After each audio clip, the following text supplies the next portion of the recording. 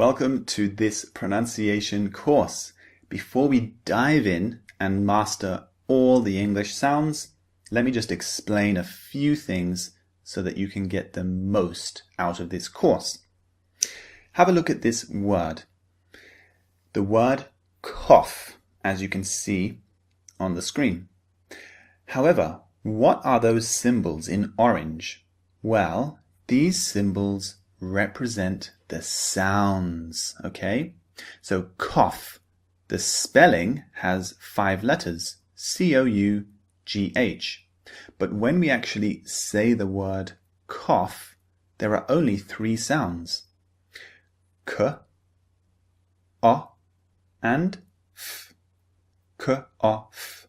Make cough.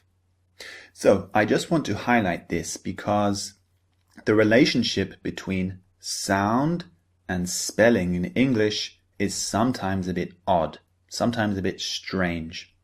But there are spelling and sound relationship patterns.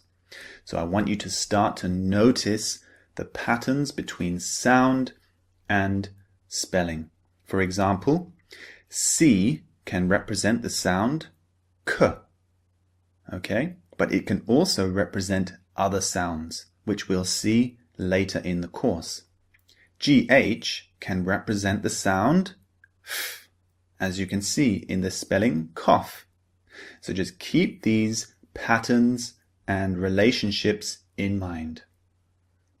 So the symbols that represent the sounds in English that you just saw in orange are the IPA symbols.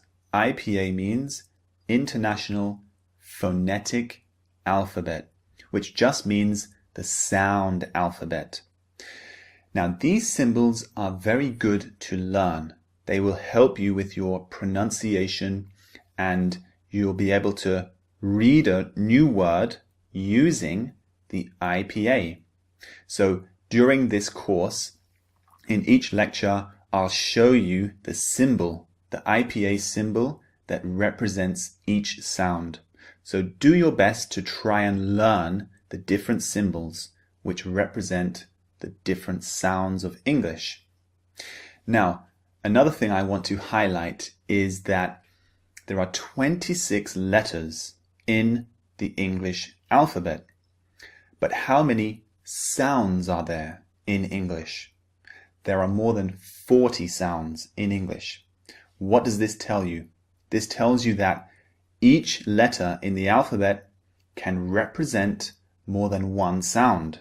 Okay? For example, the letter C in English can represent the sound K, as in cough, but it can also represent the sound S.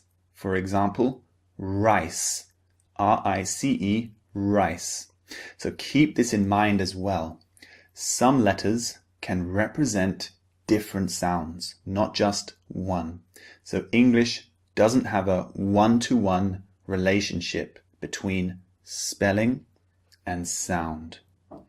Now, let's move on to the first sounds. See you in the next lecture.